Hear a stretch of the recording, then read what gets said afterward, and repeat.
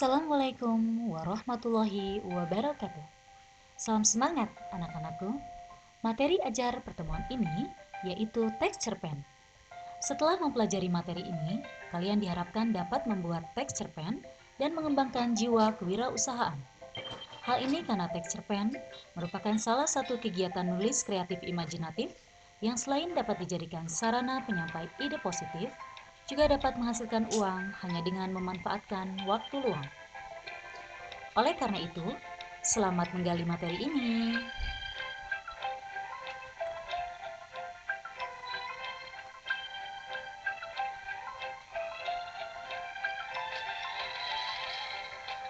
Materi ini terdiri atas 4 bagian kegiatan, yaitu pembukaan, materi, kegiatan belajar, dan penutup.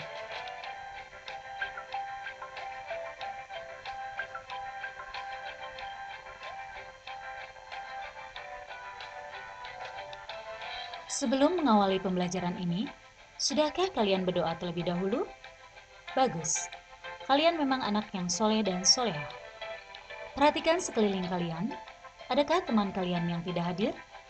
Sudah bersihkah lingkungan belajar kalian? Ingat, kebersihan merupakan pangkal kesehatan dan kebersihan sebagian dari iman. Anak-anakku, setiap kalian pasti punya cita-cita, bukan?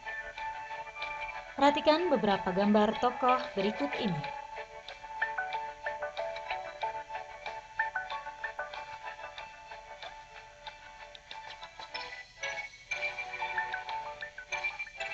Siapakah perempuan ini?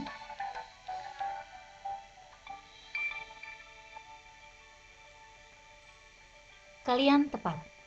Beliau adalah Helvi Tiana Rosa. Beliau merupakan sastrawan, pendiri Forum Lingkar Pena, dan dosen di Fakultas Bahasa dan Seni Universitas Negeri Jakarta. Tahun 1996, tanpa sepengetahuan Helvi, cerpen-cerpen Helvi yang berserakan diterbitkan Ummah Media Malaysia dan diakui sebagai karya Ahmad Faris Muda, dosen di Universiti Kebangsaan Malaysia. Helvi sempat ingin menempuh jalur hukum, tapi karena rumit dan berbelit-belit, ia hanya bisa menuliskan hal tersebut di koran-koran.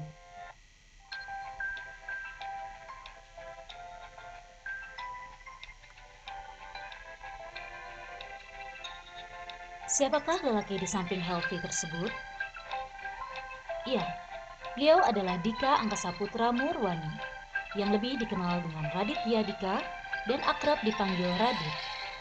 Ia mengawali untuk membukukan catatan hariannya di blog pribadi saat ia memenangkan Indonesia Blog Award.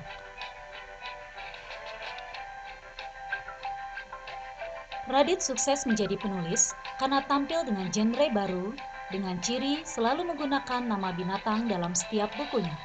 Menurutnya, itu adalah nilai jualnya.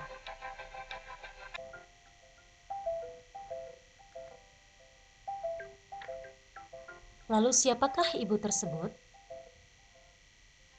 Ya, ibu tersebut yaitu Pipit Senja yang merupakan nama pena dari Eti Hadiwati Arif. Novel yang ditulisnya ratusan, tapi yang diterbitkan menjadi sebuah buku baru berjumlah 80.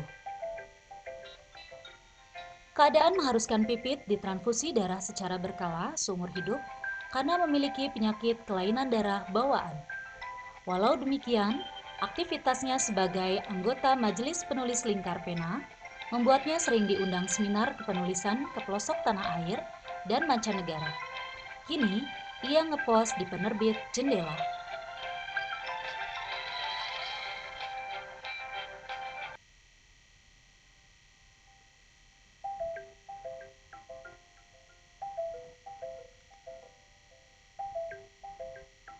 Lalu siapakah bapak yang satu ini? Iya, beliau adalah Habibur Rahman El Sirozi, atau yang biasa dipanggil dengan Kang Abik. Ia dinobatkan oleh Insani Universitas Diponegoro sebagai novelis nomor 1.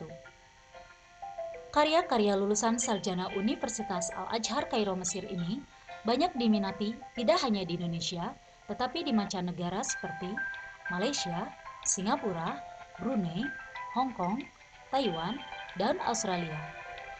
Dari novel yang berjudul Ayat-Ayat Cinta, dia sudah memperoleh royalti lebih dari 1,5 miliar.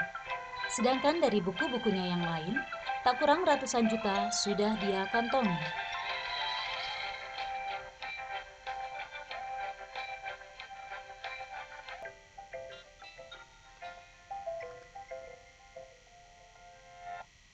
Lalu siapakah dia? Tepat, dia adalah Asma Nadia. Asma Nadia adalah penulis Indonesia yang merupakan pendiri Forum Lingkar Pena dan manajer Asma Nadia Publishing House. Karena karyanya, ia sering mendapat penghargaan. Asma pun sering diminta untuk memberi materi dalam beberapa lokakarya yang berkaitan dengan kepenulisan dan keperempuanan, baik dari dalam maupun luar negeri.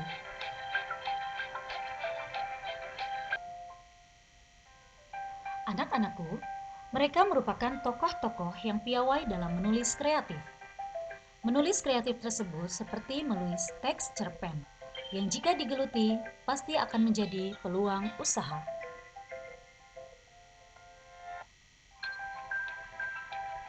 Lalu, seperti apakah teks cerpen tersebut?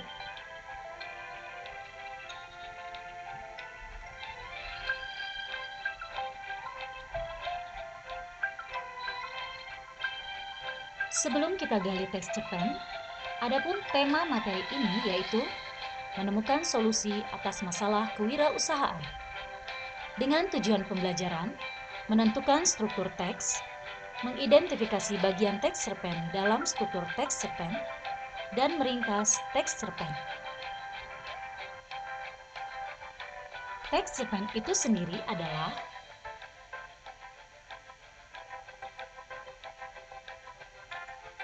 sebuah karangan pendek yang berbentuk prosa. Adapun ciri-ciri teks cerpen, singkat, padat, lebih pendek daripada novel, terdiri kurang dari 10.000 kata, sumber cerita dari kehidupan sehari-hari, baik pengalaman sendiri maupun orang lain, tidak melukiskan seluruh kehidupan pelaku karena mengangkat masalah tunggal, habis dibaca sekali duduk, dan hanya mengisahkan sesuatu yang berarti bagi pelakunya. Tokoh-tokohnya dilukiskan mengalami konflik sampai pada penyelesaian, penggunaan kata-kata yang sangat ekonomis dan mudah dikenal masyarakat, sanggup meninggalkan kesan mendalam dan mampu meninggalkan efek pada perasaan pembaca.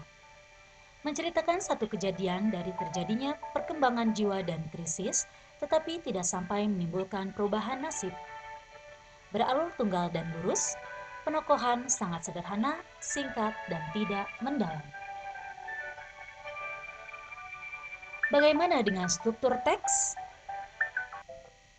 Iya, struktur teks terdiri atas 6 bagian, yaitu abstrak, orientasi, komplikasi, evaluasi, resolusi, dan koda. Pada bagian abstrak, terdapat gambaran umum isi teks cerpen dan bersifat opsional, artinya pilihan, boleh ada, boleh tidak dalam sebuah teks cerpen. Orientasi berisi pengenalan latar, waktu, dan suasana yang bertujuan untuk menghidupkan cerita.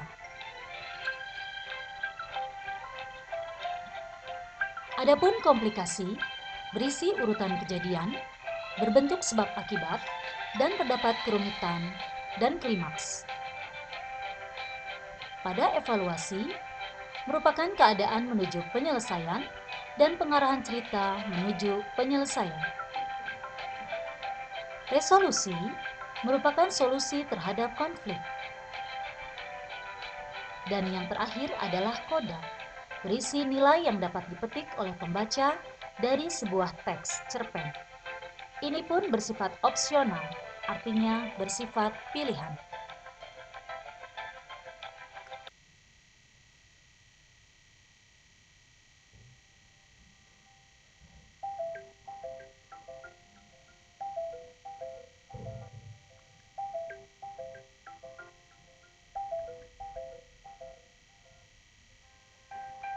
Setelah kalian mengetahui struktur teks cerpen, Terdapat beberapa kegiatan belajar yang harus kalian lakukan.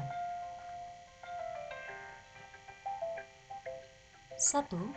Baca dan amati teks cerpen Juru Masak yang terdapat pada buku paket kelas 11 Kurikulum 2013. Selanjutnya, diskusikan struktur teks cerpen tersebut sehingga terlihat perbedaannya dengan teks lain. Kumpulkanlah informasi tentang fungsi tiap-tiap struktur teks dari beberapa sumber dan tuliskan hasil diskusi tersebut pada sebuah peta konsep rumpang. Susunlah potongan bagian teks cerpen Sulaiman Pergi ke Tanjung Cina menjadi teks cerpen utuh dengan memperhatikan urutan struktur teks cerpen. Sampaikan hasil diskusi kelompok kalian di depan kelas. Ringkaslah cerpen Juru Masak secara tertulis dengan menggunakan bahasa Indonesia yang baik dan benar. Sampaikan hasil ringkasan teks cerpen Juru Masak di depan kelas.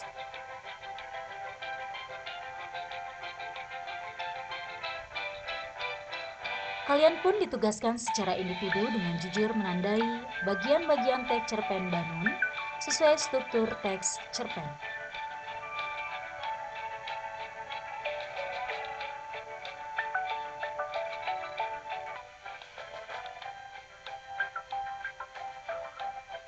Anak-anakku, demikianlah pembelajaran kita mengenai teks cerpen. Tiang bendera memakai galah, walau demikian tetap indah bila dicermati. Kalau ada kata yang salah, mohon dimaafkan, jangan simpan di dalam hati. Terima kasih. Wassalamualaikum warahmatullahi wabarakatuh.